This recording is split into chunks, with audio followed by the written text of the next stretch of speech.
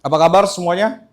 Dan hari ini kita akan masuk, puji Tuhan kita selesai Galatia 1, kita akan masuk kepada Galatia 2 hari ini. Kita akan baca dulu teks Alkitabnya.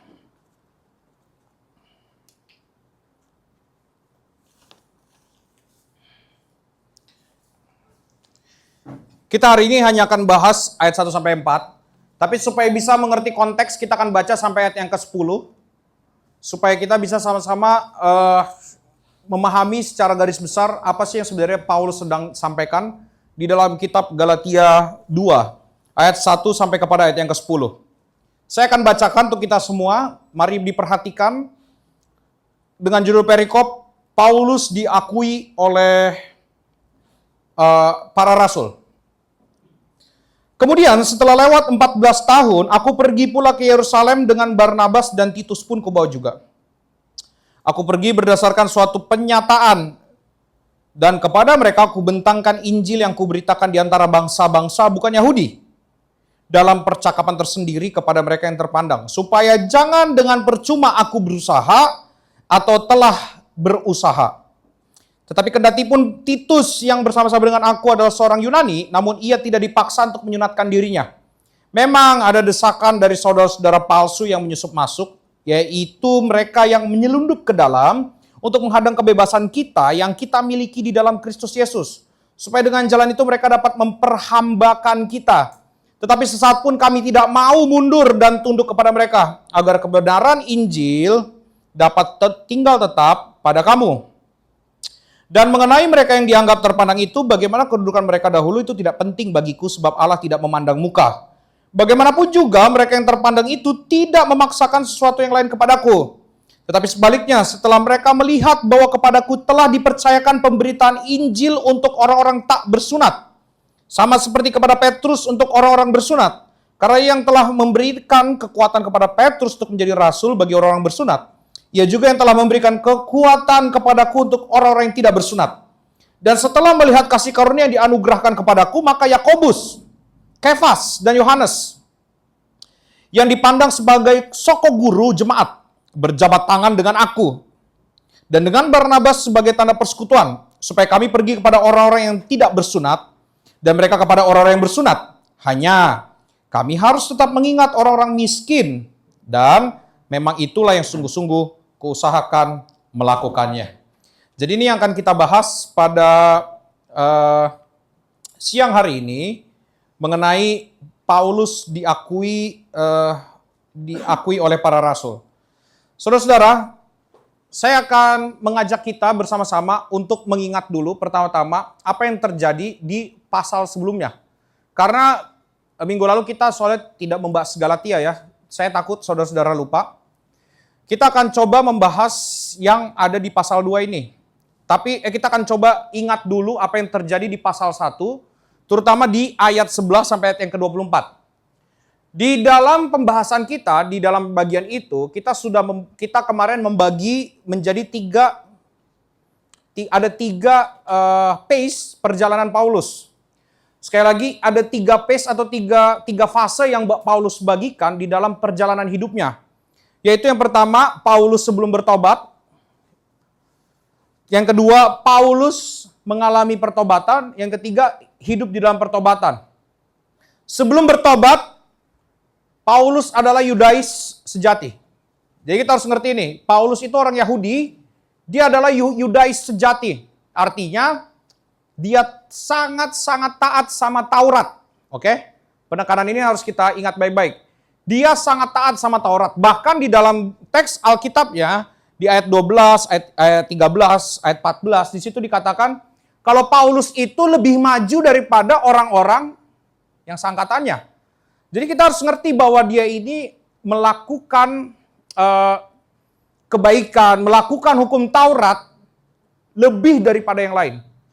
Makanya dia bisa memiliki jabatan yang sangat luar biasa. Dia adalah orang yang sangat luar biasa terpandang. Baik secara moral, baik secara status, kedudukan, dan lain-lain. Tapi ternyata Tuhan panggil dia. Setelah dia dipanggil oleh Yesus, dia mendapatkan pernyataan dan itu kisahnya ada di dalam Kisah Para Rasul 9. Dia kemudian tadinya dia hidupnya adalah untuk membunuh murid-murid Yesus, sekarang dia berubah menjadi pemberita Injil. Dan dia menjadi satu bagian dengan murid-murid Kristus. Dia menjadi orang Kristen. Nah, ini yang harus kita sama-sama ingat. Dan setelah itu dia bergumul, ternyata apa yang sudah dia pelajari tentang pemahaman teologinya orang-orang Yudaisme, orang-orang Yudais, pemahaman teologinya, kemudian dia kaitkan dengan Injil, udah tidak match. Makanya dia pindah, dia betul-betul melihat hidup hanya karena kasih karunia. Bukan karena dia melihat orang-orang melakukan hukum Taurat. Ini yang harus kita sama-sama pikirkan dulu. Setelah itu apa yang dia lakukan? Dia kemudian pergi ke tanah Arab di pasal di ayat 16, 15, 16, 17, dia pergi ke tanah Arab. Terus kemudian dia ngapain di tanah Arab? Kita tahu dia merenungkan. Ingat ya, dia tidak langsung bagi-bagi ayat atau bagi-bagi apa segala macam. Kita harus hati-hati. Kalau kita baru bertobat atau baru awal-awal mengenal Tuhan, atau bahkan kalau saya harus merekomendasikan jika kita belum pernah membaca Alkitab dari awal sampai selesai, minimal 2 kali, hati-hati di dalam membagi ayat atau membagi hal-hal berkaitan dengan kekristenan. Kenapa saya harus bilang hati-hati? Anda bisa salah ngomong. Yang udah baca aja bisa berkali-kali salah ngomong. Apalagi yang belum punya pengetahuan. Nah, Paulus ternyata, tapi karena dia punya pengetahuan yang sangat luar biasa tentang Taurat, sangat mudah bagi dia juga untuk mengerti apa itu kasih karunia. Nanti kita akan lihat, kok bisa? Sedangkan nanti rasul-rasul dan murid-murid yang lain, nanti ada kesulitan. Nah, kira-kira begitulah perjalanannya. Dilihat coba kita lihat Galatia 1, itu di ayat yang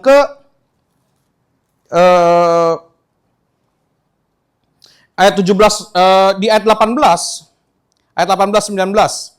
Lalu 3 tahun kemudian aku pergi ke Yerusalem untuk mengunjungi Kefas dan menumpang 15 hari di rumahnya. Jadi setelah dia pergi ke tanah Arab, 3 tahun kemudian dia ke Yerusalem. Oke? Jadi yang mengajarkan Injil pertama kepada Paulus itu bukan Petrus, bukan Kefas. Ini yang harus kita ngertiin. Tapi dengan perenungannya Paulus, dia sudah mengerti Injil itu sendiri. Karena dia mengalami dan dia mengerti Taurat. Ingat, Taurat itu ada di mana? Perjanjian Lama. Perjanjian Lama Alkitab bukan. Makanya itu sangat keren banget. Paulus, kenapa? Belum ada perjanjian baru, dia sudah bisa mengerti apa itu kasih karunia Allah. Harusnya kita orang Kristen, sudah ada PL, sudah ada PB, harusnya bisa mengerti lebih dalam lagi. Tapi ternyata di zaman sekarang lebih carut-marut orang mengerti kasih karunia Allah. Makanya kita bersyukur kalau orang-orang seperti ada Paulus yang punya pengetahuan tapi juga punya kedalaman di dalam perenungan. Itu kedua hal yang harus kita sama-sama ngerti. Lalu setelah itu, setelah 3 tahun di tanah Arab, dia pergi ke Yerusalem. Di Yerusalem dia 15 hari, di ayat 18 dikatakan dia 15 hari di situ. Kemudian dia langsung pergi lagi. Oke, dia pergi lagi. Barulah kita masuk pasal 2, ayat pertama. Kemudian setelah lewat 14 tahun. Nah, jadi ini 14 tahun setelah apa? Kalau dari teksnya, 14 tahun setelah ia pergi dari Yerusalem. Jadi dia kan dari tanah Arab, 3 tahun, dia pergi ke Yerusalem, 15 hari. Setelah 15 hari dia pergi, 14 tahun. Terus setelah itu dia balik lagi ke Yerusalem. Setelah lewat 14 tahun, aku pergi ke Yerusalem. Nanti kita akan lihat kenapa dia pergi ke Yerusalem. Aku pergi ke Yerusalem dengan Barnabas dan Titus pun kubawa juga. Cerita ini diceritakan kepada jemaat di Galatia. Kasus ini diceritakan kepada jemaat di Galatia. Tujuannya apa? Ini tentu ya kalau kita baca Galatia 2 ayat 1 sampai 10 biasanya orang akan comot-comot ayat sembarangan karena isinya kebanyakan cuman cerita-cerita. Ya, cerita-cerita perjalanan. Oh gini, tar dulu. Kalau kita nggak mengerti seluruh sejarahnya, ceritanya Paulus, kacau kita. Tapi di sini kita harus ngerti, sekali lagi, waktu itu saya sudah bilang, waktu kita baca surat Galatia, bagaimana cara membacanya? Ada yang masih ingat? Bacalah dengan nada apologetika. Why?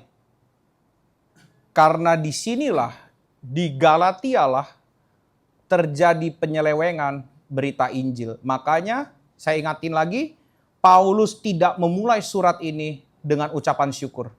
Tapi langsung bilang, pasal 1 langsung bilang apa? Di ayat 5-6, celaka.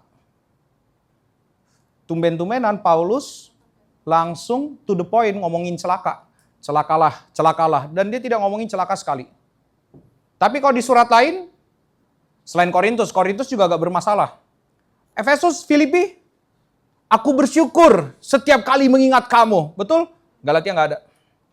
Jadi kita harus baca teks ini dengan nada apa? Apologetik. Karena apa? Saat ini Paulus sedang defense terhadap ajarannya. Terhadap apa yang diajarkan dan juga sedang defense terhadap berita Injil. Paham ini baik-baik terlebih dahulu. Jadi nadanya yang harus kita baca adalah, atau pola pikir harus kita baca adalah, pola pikir seperti itu. Jadi makanya baca jangan kemudian setelah lewat 14 tahun, aduh, kita akan sulit mengerti maksudnya apa. Oke? Jadi ingat. Nah makanya, coba judul balik. Sebenarnya saya mau kasih judulnya beda. Ini kan judul hari ini adalah memahami hidup yang memahami kasih karunia Allah. Saya nggak tahu teman-teman mengerti nggak maksudnya.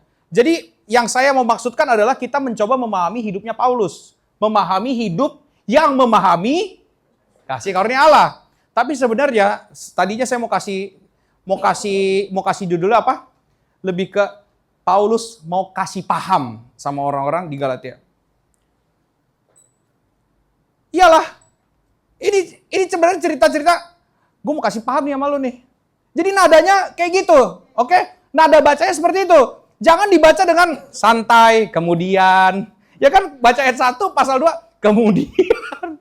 Betul nggak langsung? Kemudian, setelah lewat 14 tahun, ini bukan dongeng. Ini sedang perlawanan terhadap kesalahan pengajaran dalam gereja.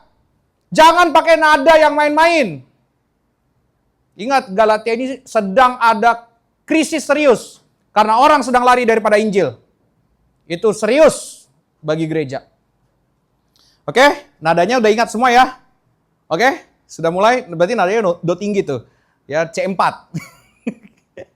Kemudian setelah lewat 14 tahun, aku pergi ke Yerusalem dengan Barnabas dan Titus. Nanti akan diceritakan kenapa dia sebutkan dua nama ini. Ayat 2. Aku pergi berdasarkan, sekali lagi, aku pergi berdasarkan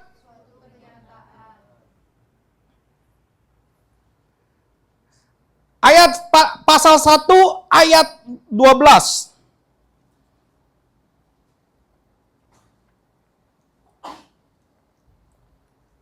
Pasal 1 ayat 12 berkata apa? Karena aku bukan menerimanya dari manusia dan bukan manusia yang mengajarkannya, tapi aku menerimanya oleh penyataan Yesus Kristus. Ada yang unik nggak? Berkali-kali Paulus mendapatkan penyataan. Balik lagi ke Galatia 2 ayat. Balik ke slide. Coba Galatia 2 ayat 2. Aku pergi berdasarkan suatu penyataan. Seakan-akan ada yang bilang sama dia, Paulus, pergi ke Yerusalem. Betul kan? Kalau kita mau mengasosiasikan atau mungkin mau menggambarkan kata-katanya, harusnya kayak gitu. Karena dia dapat penyataan. Misalnya lagi dalam mimpi atau dalam berdoa, pergilah kau ke Yerusalem. Nah, ini menjadi hal yang perlu kita gumulkan sama-sama. Terutama kepada Kristen di zaman sekarang. Apakah setiap penyataan, coba boleh di next ya. Apakah setiap orang yang mendapatkan penyataan atau memiliki kepekaan rohani, boleh dengan segera melakukannya?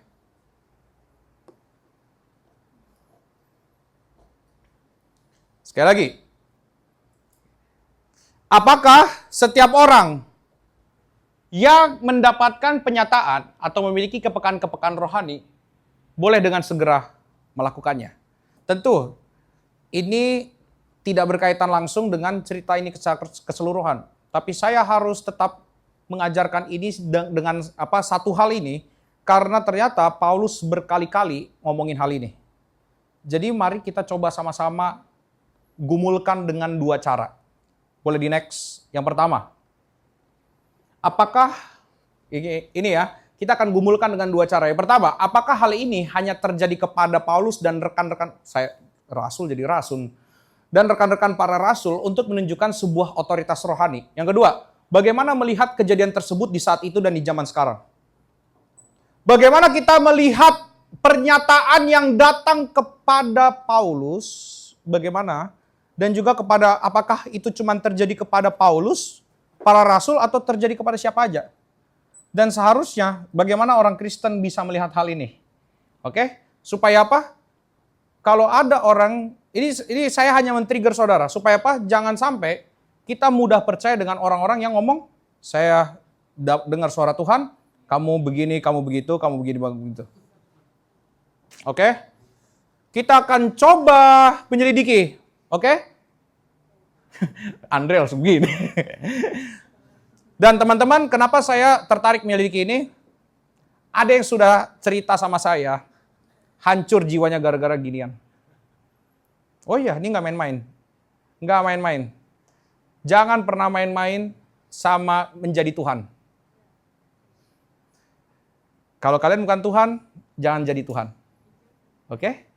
Kalau kalian bukan Tuhan, jangan bermain jadi Tuhan. Ngeri. Apa tanggung jawabmu kalau omonganmu tidak terjadi sama orang? Biasanya dibalas dengan, kau nggak percaya. Sungguh tega. Sungguh tega, betul? Hanya itu jawaban atas semua kekacauan yang kau berikan. Maka sebenarnya, saya juga mau mengajarkan kepada kita, bagaimana Alkitab melihat ini. Dan bagaimana kita melihat Paulus ngomong kayak gini. Oke, pertama-tama kita lihat Kisah Para Rasul 10. Pernyataan-pernyataan sering banget terjadi di zamannya para rasul.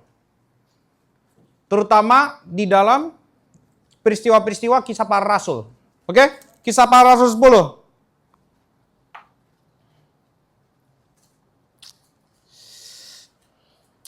Saya akan baca yang ke-9. Ada yang pernah baca bagian ini? Petrus dan Cornelius. Puji Tuhan kalau sudah ada ya. Saya mungkin malu kan. Saya anggap semua malu gitu ya. Pasti saya yakin kita Kristen udah lama pasti pernah baca. Nah, Cornelius. Saya akan kasih konteks sedikit. Cornelius itu bukan orang Yahudi. Nanti saya akan ceritakan juga maksud dari teks ini ada di pasal 10 dan lain sebagainya macam. Kita baca ayat 9 sampai ayat yang ke-13.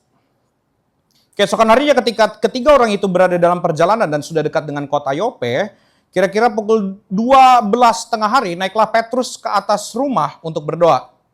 Ia merasa lapar dan ingin makan, jadi Petrus juga pas berdoa bisa dan pengen. Iya, jadi wajar-wajar aja kalau ada yang lagi berdoa bisa lapar, ya. Di sini Petrus ya. Mau ngomong apa? Mau lawan Petrus. Tetapi sementara makanan disediakan. Jadi sambil dia berdoa, dia nyediain makan di bawah, bau-baunya kecium tuh. Tiba-tiba rohnya diliputi kuasa ilahi. Ini ayat Alkitab ya ngomong kan.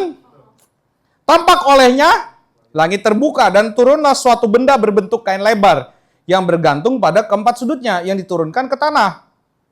Di dalamnya terdapat pelbagai jenis binatang berkaki 4, binatang menjalar dan burung.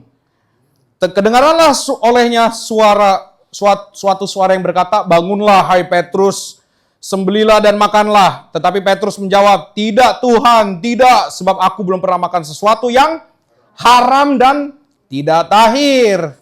Kedengaran pula untuk kedua kalinya suara yang berkata kepadanya, "Apa yang nyatakan halal oleh Allah, tidak boleh kau nyatakan haram." Oke, sampai situ aja dulu. Nah, Petrus lagi berdoa, tiba-tiba dapat ilham. Nah, sekarang pertanyaannya, dia bagi-bagiin nggak hal ini? Atau dia langsung ke sana kemari? Saya dapat pernyataan, ada babi, ada sapi.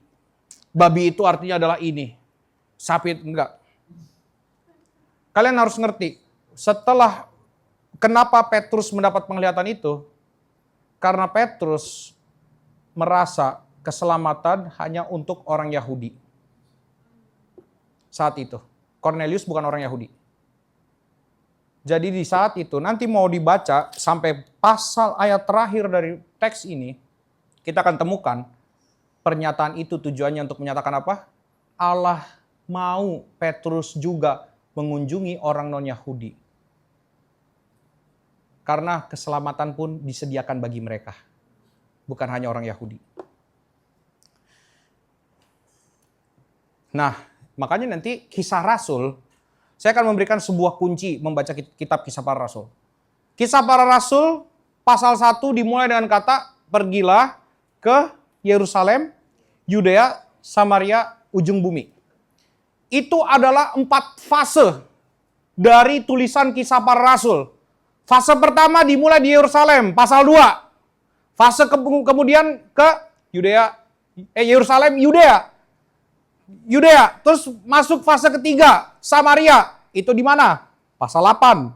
Filipus sida-sida dari Ethiopia. Itu wilayahnya di situ. Kemudian masuk ke seluruh ujung bumi. Dimulai dari pasal 10.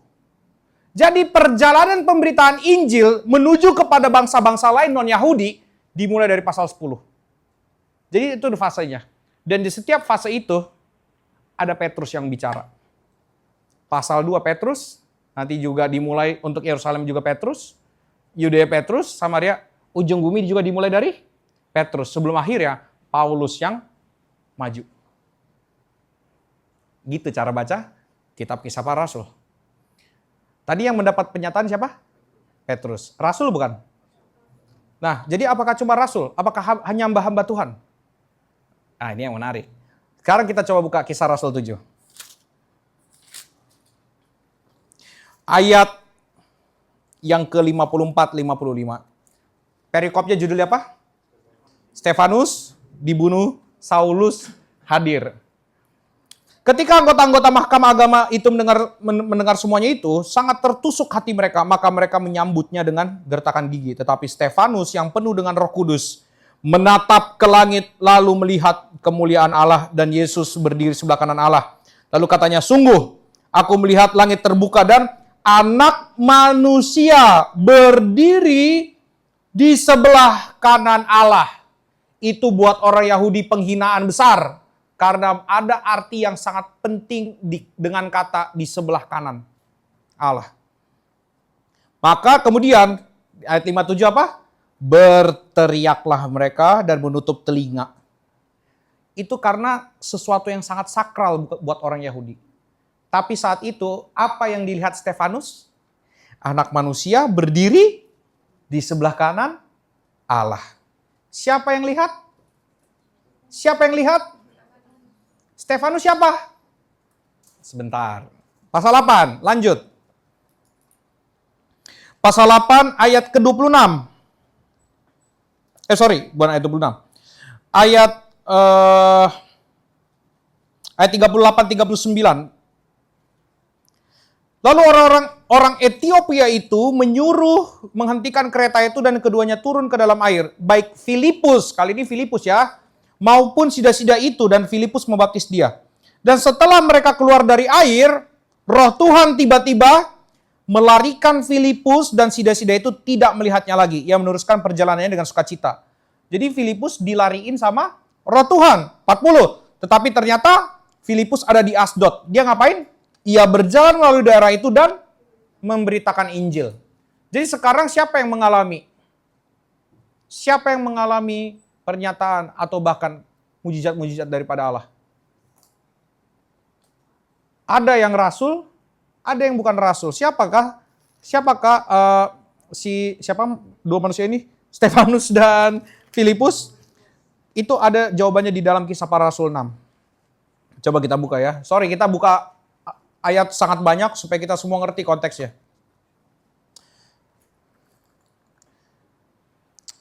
Ayat 2. Berhubung dengan itu, ke-12 rasul itu memanggil semua murid berkumpul dan berkata, kami tidak merasa puas karena kami melalaikan firman Allah untuk melayani meja. Karena itu, saudara-saudara, pilihlah 7 orang dari antaramu yang terkenal, baik, dan yang penuh roh dan hikmat, supaya kami mengangkat mereka untuk tugas itu. Dan supaya kami sendiri dapat memusatkan pikiran dalam doa dan pelayanan firman. Usul itu diterima baik oleh seluruh jemaat. Lalu mereka memilih Stefanus, seorang yang penuh iman dan Roh Kudus, dan Filipus. Jadi siapa mereka? Diakonia, bukan rasul. Mereka adalah pelayan makanan, ngasih-ngasih makanan ke orang-orang yang miskin. Itu tugas mereka. Tapi memang kalau kalian baca teksnya, di kata Stefanus dan juga Filipus, itu ada perbedaan dengan 5 orang yang lain. Stefanus tuh ada iman dan roh. Sisanya, nanti bisa baca sendiri. Lukas kalau nulis kayak gini, keren. Banyak maksud-maksud tersembunyi. Tapi tidak akan kita bahas, karena kebetulan yang saya ingat hanya itu saja. Tolong jangan paksa saya. Siapa yang maksa juga ya. Jadi teman-teman, perhatikan. Apa yang dilakukan orang ketika mendapatkan penyataan Roh Kudus. Dan siapa yang bisa mendapatkan penyataan itu? Siapa saja, tergantung Roh Kudus mau memberikannya kepada siapa. Sekali lagi, kepada siapa saja. Bahkan di dalam cerita ini kita tidak bisa melihat rasul-rasul lain. Rasul lain mungkin ada ya, tapi kita juga nggak tahu ceritanya seperti apa. Tapi kita harus lihat, baik rasul, baik yang bukan rasul, pelayan meja bisa mendapat penyataan dari Tuhan. Di zaman itu, di zaman Kisah Para Rasul. Tapi tidak selesai sampai situ. Mereka mendapat penyataan Tuhan untuk apa? Tidak ada satupun di dalam cerita Kisah Rasul mendapatkan penyataan Tuhan yang tidak pergi memberitakan Injil. Semuanya, coba dari tadi baca. Filipus ngapain? Dia dilariin Roh Kudus kemana? Asdod, terus ngapain? Beritain Injil. Stefanus ngomongin Injil. Di mana dia ngomongin Injil? Di sidang. Siapa lagi? Petrus. Petrus kenapa harus ada itu? Mau memberitakan Injil kepada Cornelius dan keluarganya. Nanti satu rumah itu bertobat. Paulus kenapa ada pernyataan itu? Memberitakan Injil. Jadi tidak ada kaitannya pernyataan yang Tuhan berikan kepada manusia itu yang tidak ada hubungannya dengan berita Injil. Maka saudara-saudara, kalau ada di antara kita yang pernah mendengarkan orang-orang berkata, kamu kayaknya hidupnya kurang karena gini. Kalau itu bukan berita Injil, saya nggak yakin itu dari Tuhan. Karena apa? Alkitab mencatat itu bisa aja terjadi, tapi tujuannya apa? Beritain Injil. Dan dia bukan nyuruh orang lain memberitakan Injil. Dia yang pergi memberitakan Injil. Dan berita Injil itu apa? Kristus sudah mati, Kristus bangkit. Berita Injil itu bukanlah kesaksian-kesaksian pribadi tentang kesuksesan, tentang apa segala macam. No! Injil itu sudah kita lihat di dalam Galatia. Kita balik lagi ke Galatia 1. Apa sih arti daripada Injil? Tentu banyak di dalam kitab Roma ada lagi dan lain sebagainya macam. Tapi kita lihat di dalam Galatia 1, berita Injil itu apa? Ayat 3, 4, dan 5. Kasih karunia menyertai kamu dan damai sejahtera dari Allah Bapa kita dan dari Tuhan Yesus Kristus. Nah ini berita Injil. Tuhan Yesus Kristus yang telah menyerahkan dirinya karena dosa-dosa kita untuk melepaskan kita dari dunia yang jahat sekarang ini. Menurut kehendak Allah dan Bapa kita. Itulah berita Injil. Jadi harusnya kalau orang Kristen yang diberitain apa? Kristus yang sudah mati. Matinya untuk apa? Untuk membayar dosa-dosa. Kemudian apa lagi? Dia bangkit menang melawan kuasa iblis. Supaya apa? Kita yang mati bangkit bersama dengan dia. Itulah Injil. Itulah Injil. Kita bangkit. Kita mati. Kristus mati dan Kristus bangkit. Kita juga bangkit bersama dengan dia. Ada amin saudara-saudara? Jadi sekarang jangan terkecoh. Kalau ada yang masih terseret dengan, oh kamu mau sukses. Roti dan anggur dulu. Oh, saya katakan. Tidak ada kaitannya. Kalau memang suara Tuhan, beritain Injil.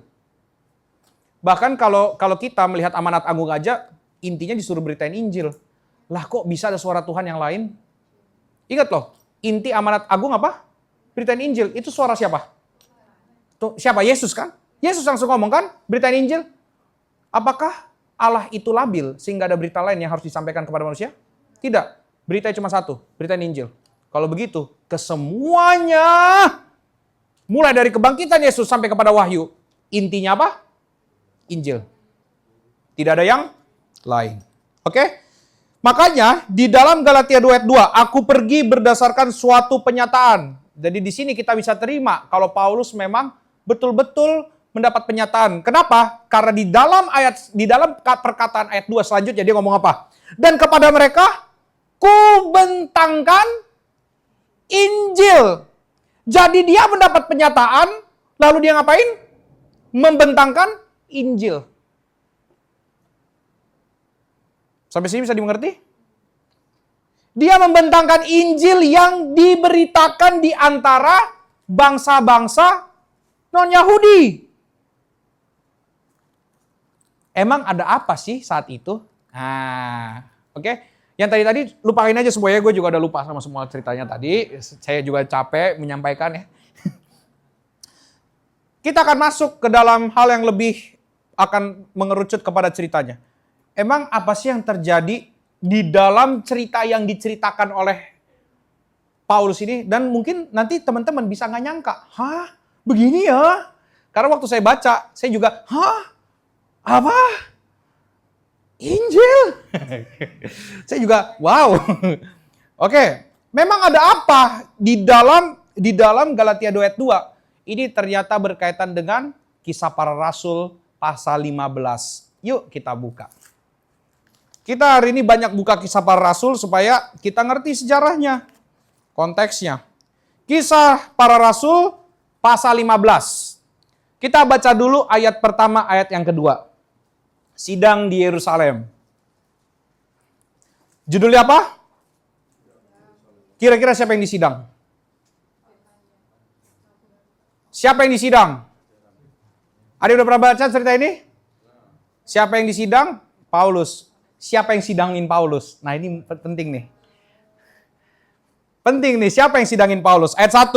Beberapa orang datang dari Yudea ke Antioquia dan mengajarkan kepada siapa? Kepada siapa? Berarti ini orang Kristen bukan? Si Paulus disidang sama siapa?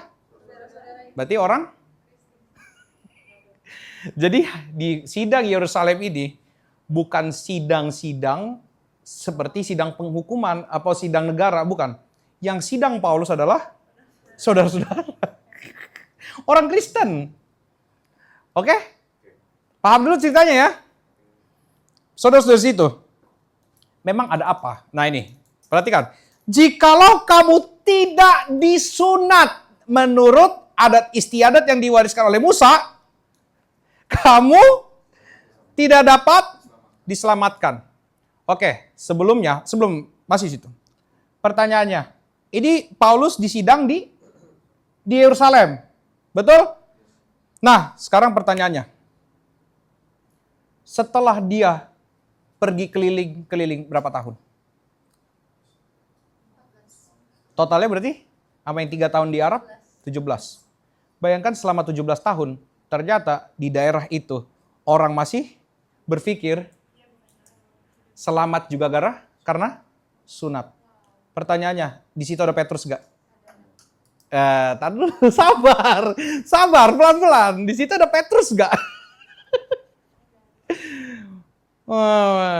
Oke, asik. Mulai menarik ceritanya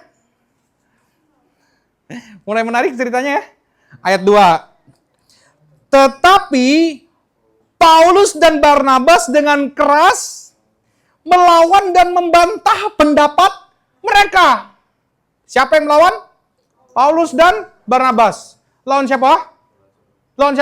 Saudara-saudara, orang Kristen. Siapa yang membantah? Berapa orang mereka? Hanya orang-orang yang punya keberanian dan mengerti Injil lah yang bisa berdiri tegak seperti ini ya. Akhirnya ditetapkan supaya Paulus dan Barnabas serta beberapa orang lain dari jemaat itu pergi kepada rasul-rasul dan penatua-penatua di Yerusalem untuk membicarakan soal itu. Oke? Lanjut ke ayat yang ke-6. Jadi di sini kasusnya apa yang mau disidangin? Sunat. Oke. Sunat itu apa artinya? Sunat itu adalah pentahiran ya. Pentahiran. Nah, sekarang artinya orang bisa masuk ke dalam gereja kalau dia disunat. Oke? Orang bisa masuk ke dalam gereja kalau dia disunat. Kalau zaman sekarang itu sama kayak apa? Ganti sunat apa? Ya kalian tahu ya, tadi sudah kalian sebutkan. Nah.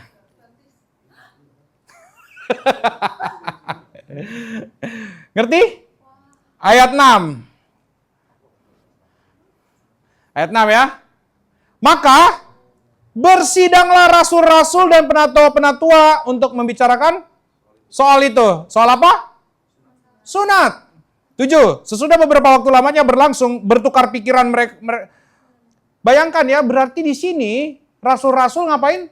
Tukar pikiran. Berarti saat itu mereka masih ngomongin sunat, tapi juga ngomongin Injil. Di sini siapa? Rasul-rasul. Jadi, kalau saat ini ada yang perang soal, oh kamu harus gini kalau mau selamat, kamu harus gini mau selamat. Rasul-rasul aja juga gitu. Jadi santai aja. Tapi kita harus yang benar ngelihat Alkitab.